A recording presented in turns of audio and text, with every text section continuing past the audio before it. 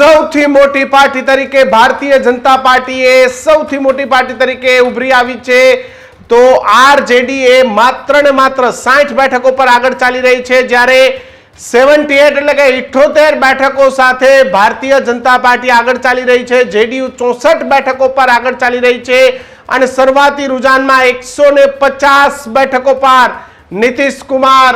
નીતિશ બાબુએ બઢત બનાવી રહ્યા છે। 150 બેઠકો સાથે નીતિશ કુમાર આગળ ચાલી રહ્યા છે, જ્યારે 64 બેઠકો પર જેડીયુ આગળ ચાલી રહી છે। મહાગઠબંધને 75 બેઠકો પર હાલે આગળ જોવા મળી રહ્યું છે। માત્ર 75 બેઠકો પર 243 માંથી 229 બેઠકો ના પરિણામે સામે આવી ગયા છે, જેમાં ભારતીય જનતા પાર્ટી મેં પહેલા કહ્યું હતું કે 80 કરતા વધુ બેઠકોનો મેજિક ફિગર બનાવે તો નવાય નહીં। જો કે ભાજપ એ 78 એટલે કે 78 બેઠક પર આગળ ચાલી રહ્યું છે, જ્યારે જેડીયુ 64 બેઠક પર આગળ ચાલી રહ્યું છે। 60 બેઠકો પર આરજેડી આગળ ચાલી રહ્યું છે અને 10 બેઠકો પર કોંગ્રેસ ચાલી રહ્યું છે। જો કે ચિરાગ પાસવાનની એલજીપી પણ 8 બેઠકો પર આગળ ચાલી રહ્યું છે।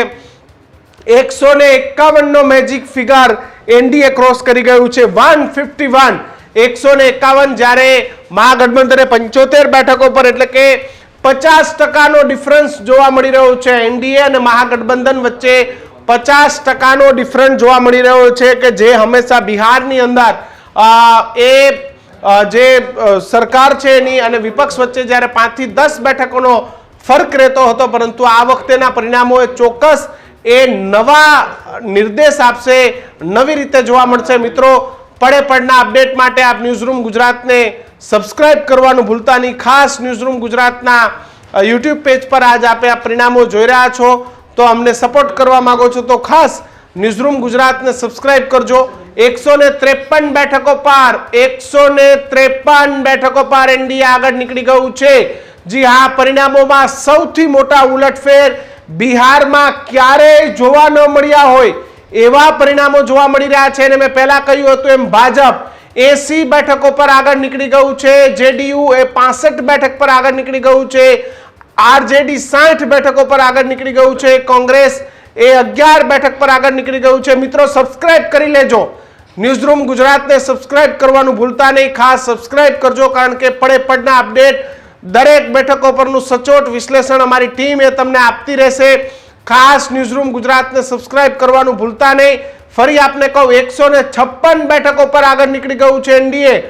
લગાતાર એનડીએ નો આંકડો વધી રહ્યો છે। નીતિશ બાબુની જે એનડીએની જે ટીમ છે, ભારતીય જનતા પાર્ટી 81 બેઠક ક્રોસ કરી ગઈ છે અને બિહારમાં સૌથી સારો સ્ટ્રાઇક રેટ, બેઠકો પર લડવાની સાથે બેઠકોને જીતવાનો સ્ટ્રાઇક રેટમાં કદાચ ભારતીય જનતા પાર્ટી આગળ નીકળે તો નવાય નહીં। ભાજપે લડેલી બેઠકોમાંથી ભાજપનો સ્ટ્રાઇક રેટ એ 85, 90 કે 95% સુધીનો હોઈ શકે છે।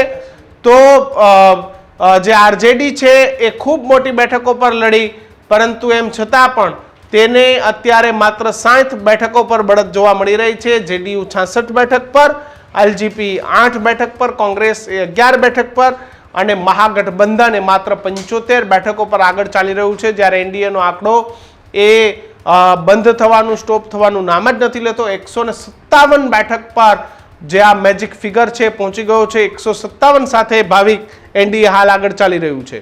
जी किसान, तो जे रीते पहला तो सब्सक्राइब ने अपील है थोड़ी बिहारी स्टाइल में थोड़ी करी के जिन लोगों ने हमारे न्यूज रूम चैनल देखल बात हमारे चैनल के सब्सक्राइब करी बा।